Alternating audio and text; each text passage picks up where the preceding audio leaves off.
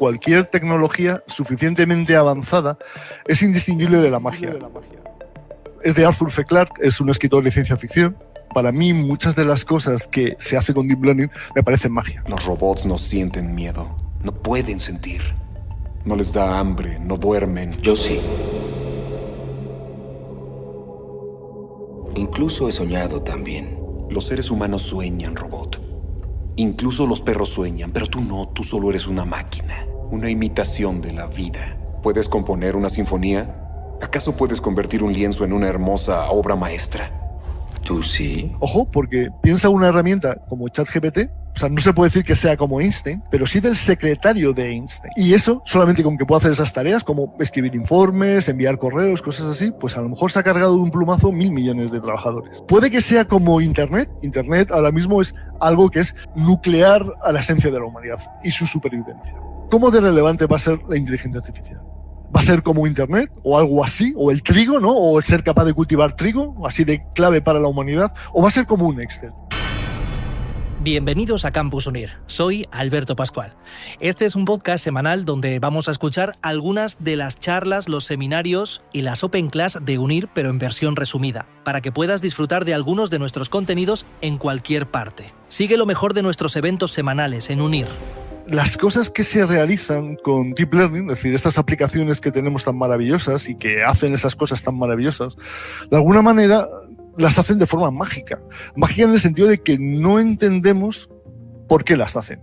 Luego intentaré explicar un poco a qué me refiero con esto, pero cuando se realiza una tarea, como por ejemplo que tú le digas algo a Chat y que él te lo resuelva, como resumir un texto o hacer algo, el por qué hace eso en nuestra cabeza estaría de alguna manera resuelto, como psicólogo, no estaría resuelto una serie de funciones contadas como la función ejecutiva o lo que sea. Pero en una red neuronal eso simplemente es un billón de coeficientes haciendo cosas y está completamente repartido por ahí. Entonces, ¿quién es el que suma? ¿Quién es el que resta? ¿Quién es el que hace el resumen? No se sabe. Simplemente todo lo que va a ocurrir está repartido entre coeficientes y no se pueden interpretar. No es interpretable una red neuronal. Hay algunos esfuerzos para intentar hacerlas interpretables, ¿vale? Pero son esfuerzos y desde luego por ahora no son demasiado halagüeños. O sea, quiero decir, que hacen las cosas, pero no sabemos por qué. Y la tercera cuestión es porque inevitablemente, siendo del campo de las ciencias de la salud, que no seamos informáticos, a la hora de trabajar con ellas vamos a utilizar herramientas de alto nivel como Keras, que nos va a facilitar todo, pero vamos a tener que hacer cosas sin entender del todo el por qué las hacemos. Por ejemplo, cuando nosotros creamos una red neuronal con Keras, pues utilizaremos una función, le daremos una serie de parámetros y nos la va a crear. Pero no tenemos tiempo de ninguna manera de explicar el qué es lo que hay debajo de esa función y qué es exactamente lo que está haciendo. O sea, vamos a tener que utilizar el código de una manera casi mágica. El código está ahí, lo podemos tocar, modificar, reutilizar, pero no podemos entrar en detalle en cada una de las cosas que se hace con ese código. Cosas mágicas que hace el Deep Learning, o que a mí por lo menos me lo parece que son mágicas. Pues muchas de ellas ya las veis todos los días en los telediarios, en los medios de comunicación, ¿no? Por ejemplo, la conducción autónoma, que esto parecía que iba a ir muy rápido y parece que se ha ralentizado, pero ojo, sigue yendo y Mercedes ya tiene validado, ¿no? Me parece que nivel 5 o algo así en conducción autónoma, o sea que la conducción autónoma, por ejemplo, sería una de estas cosas que se hacen con redes neuronales y que a mí me parecen por lo menos magia. De hace muchos años, no sé si os acordáis de la campaña de Trump de hace 4 años, se empezaron a utilizar mucho los deepfakes, ¿no? Y es pues poner a Obama diciendo cualquier cosa que tú quieras escribir o a Donald Trump poniéndole cualquier barbaridad y las imágenes. Hombre, si eres un experto lo detectas, pero las imágenes son muy difíciles de distinguir de la realidad, y más a día de hoy, ¿no? Entonces, esto es otra de las tareas que se hace con Deep Learning que son prácticamente alucinantes. O, no sé si lo habéis visto, porque no sé si era Amazon, que había empezado a hacer pruebas con traductores simultáneos. Es decir, te bajan Juego de Tronos, por ejemplo, recién grabado en inglés, te lo ponen y directamente van doblando las voces que coinciden prácticamente en acento, en todo, o sea, en el tono, con el actor original y además está traducido al castellano, por ejemplo. Yo trabajé al terminar la carrera en restauración de imágenes en supercompresión, que se llamaba, pues prácticamente como en una imagen que está muy deteriorado, que prácticamente solo tenemos estos 4 píxeles, que no tenemos nada más, utilizando redes generativas antagónicas, un tipo de red neuronal, podemos restaurar a una imagen probable una imagen que ha sido generada probablemente con solo esta información. Yo que he trabajado en supercompresión, es alucinante que eso se pueda hacer. Más cosas mágicas, y tampoco me quiero enrollar, porque podríamos estar aquí, pues imaginaos, ¿no? Pues control de robots, aquí. Espero que no estén preocupados por eso. Reconocimiento facial, imprescindible hoy en día, ya lo sabéis, lo de las cámaras. 3 interpretaciones artísticas de la Mona Lisa, ¿no? De la Gioconda. Como fijar, no son copias exactas, sino son copias e interpretaciones, ¿no? La pregunta es, ¿esto sería arte o no sería arte? Porque si cualquier humano hubiese hecho cualquiera de estas 3, pues consideraríamos que es arte, no pasa nada. Pero como esto está hecho con una inteligencia artificial, y para entrenar esta inteligencia artificial hemos utilizado obras y obras artísticas, en el fondo lo que se considera es que ese instrumento, esa inteligencia artificial, lo que está haciendo es copiar de alguna manera lo que le hemos metido. Pero la pregunta es, ¿qué es lo que hace un pintor? O sea, un pintor estudia a otros pintores, los analiza, se inspira en ellos y luego crea su obra. Así que un poco, y esto ocurre bastante con la inteligencia artificial, la definición de si es bueno o es malo algo va a depender si es a favor o en contra de la humanidad. Porque la IA recrea a partir de obras ya realizadas, en ocasiones además protegidas por derechos de autor. Se estima que han utilizado 6 billones de imágenes con derechos de autor para entrenar unos datasets suyos. ¿Puede suplantar mi voz para una entrevista o para una canción? ¿Lo puede suplantar? Eso no tiene nada que ver con los derechos de autor. Eso es suplantación. Si sale la humanidad perjudicada, pues entonces es mal. Entonces no está bien, no es arte, ¿no? Por así decirlo. Esto, por supuesto, suscita un debate, pero es un debate que nos lleva más a la filosofía y a otros posicionamientos. Son desarrollos que se han conseguido desde los últimos años, prácticamente 10, 12 años, antes no había nada de esto, que se ha conseguido gracias a la inteligencia artificial.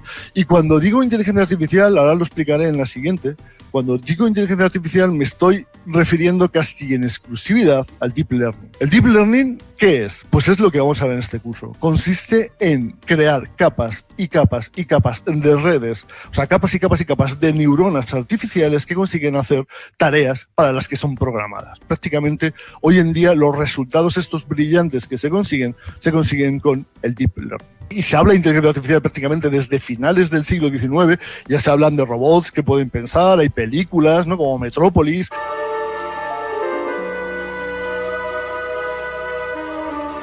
O sea, la inteligencia artificial ha estado presente en el último siglo y pico en la humanidad.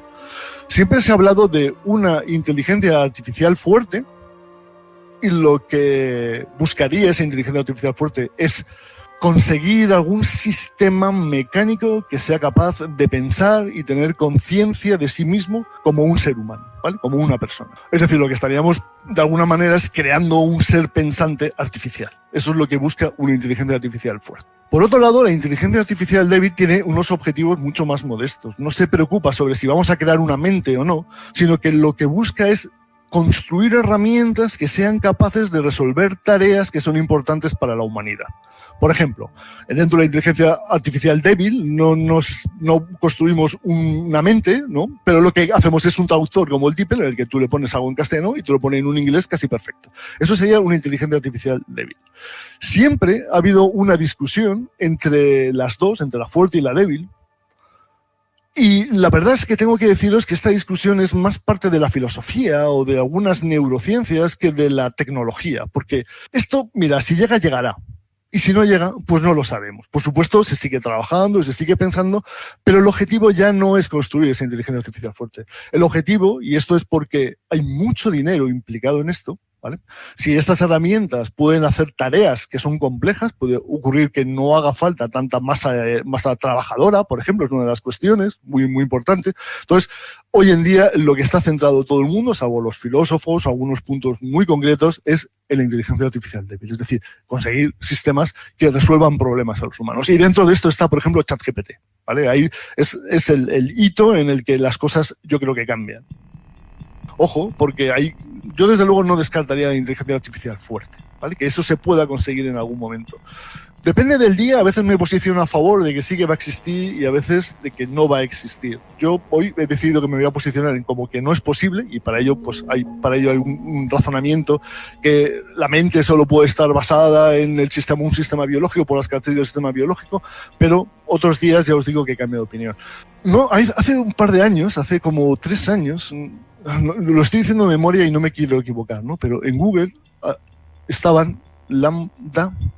Había un laboratorio que estaban construyendo una IA que se llamaba Lambda, y el investigador principal empezó a hablar con Lambda, era un sistema conversacional como el de ChatGPT, empezó a hablar con él y de repente empezó a pensar que tenía realmente conciencia, porque le preguntaba, ¿pero tú estás bien?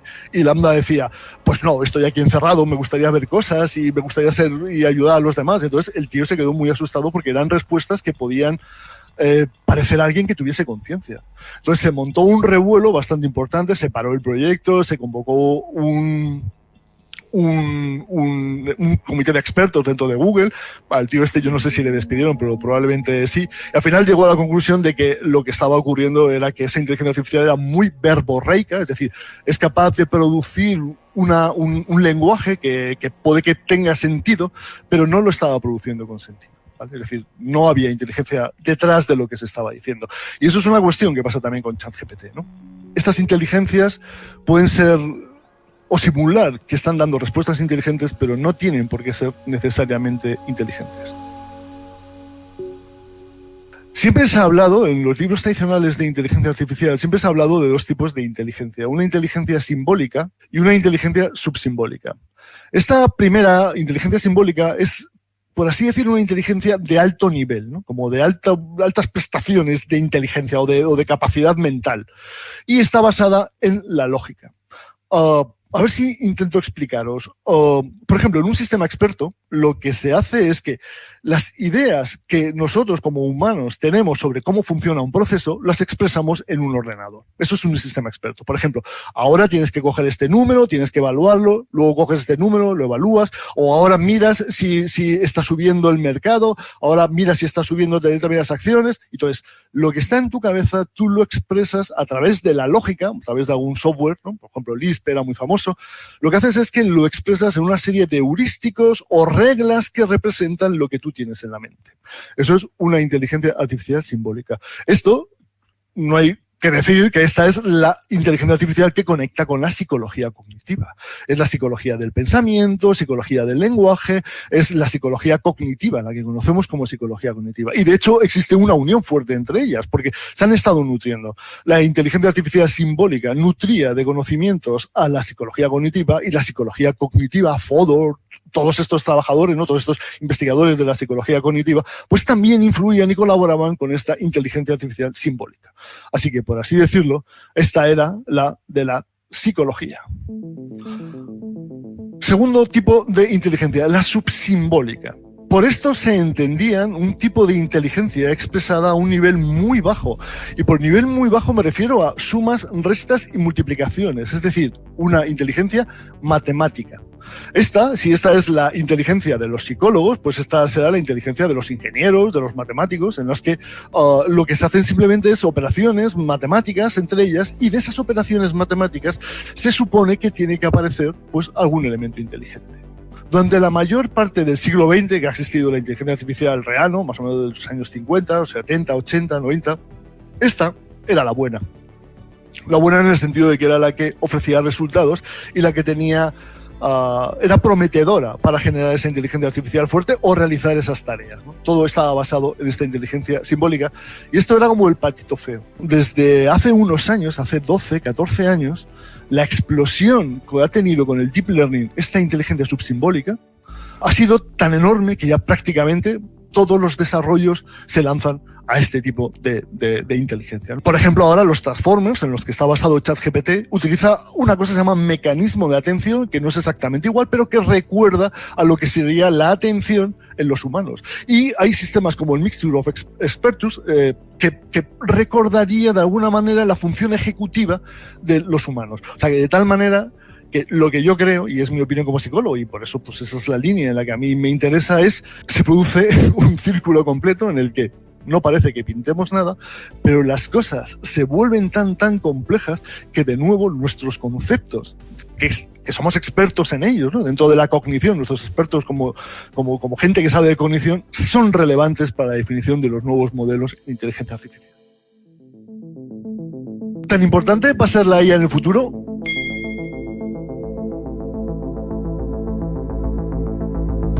Ojo, porque piensa una herramienta como ChatGPT que no es inteligente, o sea, no se puede decir que sea como Einstein, pero a lo mejor puede hacer las tareas no de Einstein, pero sí del secretario de Einstein. Y eso, solamente con que pueda hacer esas tareas, como escribir informes, enviar correos, cosas así, pues a lo mejor se ha cargado de un plumazo 1.000 millones de trabajadores. Hay que buscar, de alguna manera, una convivencia entre estas IAs y la humanidad. Puede que sea como Internet. Tú te cargas ahora Internet, haces desaparecer Internet y te has cargado media humanidad. ¿Acabamos? O sea, es que no sabríamos hacer nada. Tendríamos que hacer fuego con piedras si te cargas Internet. Internet ahora mismo es algo que es nuclear a la esencia de la humanidad y su supervivencia. Bueno, a lo mejor exagera un poco, pero es algo muy nuclear. O el Excel. Si tú te cargas el Excel, hombre, pues el Excel es una herramienta que está muy bien, es muy útil, pero te cargas el Excel, hombre, tampoco va a haber muertos, ¿no? Tampoco va a pasar nada, pues lo haríamos de otra manera. Entonces la pregunta es, ¿cómo de relevante va a ser la inteligencia artificial? ¿Va a ser como Internet o algo así? ¿O el trigo, ¿no? ¿O el ser capaz de cultivar trigo, así de clave para la humanidad? ¿O va a ser como un Excel? En línea. Transferido los firewalls, las redes locales de defensa y los misiles. Skynet operacional, procesando a 60 teraflops por segundo. Señor, en 1 minuto encontraremos el virus y lo exterminaremos. Recemos para que funcione. ¿Falla de energía? No sabemos qué fue. Yo, por si acaso, cuando hablo con ChatGPT siempre soy muy amable. Por si acaso luego en el futuro, lo que sea, pues no está mal irle cayendo bien. De la misma manera que hace 100 años la electricidad lo cambió todo, y es inimaginable pensar ninguna tarea sin electricidad, ninguna, ni desde cultivar un melón o mandar un satélite se necesita electricidad para todo. La IA va a ser como esa nueva electricidad. No va a ser imaginable una tarea en la que no esté implicada la inteligencia artificial. Recordad que Deep Learning es un máster, en muchas universidades está como un máster complejo que dura 2 años y hemos metido todos los conceptos, más o menos ha quedado claro. En cualquier caso, si alguien necesita más documentación o lo que sea, me puede escribir o puede consultarme cosas y yo, pues, dentro de mis posibilidades, encantado de ayudar. Sigue Campus Unir en todas las plataformas de podcast y escucha en formato resumido algunas de las charlas, los seminarios y las Open Class de UNIR. También puedes visitar unir.net/eventos para estar al día y no perderte ninguno de ellos.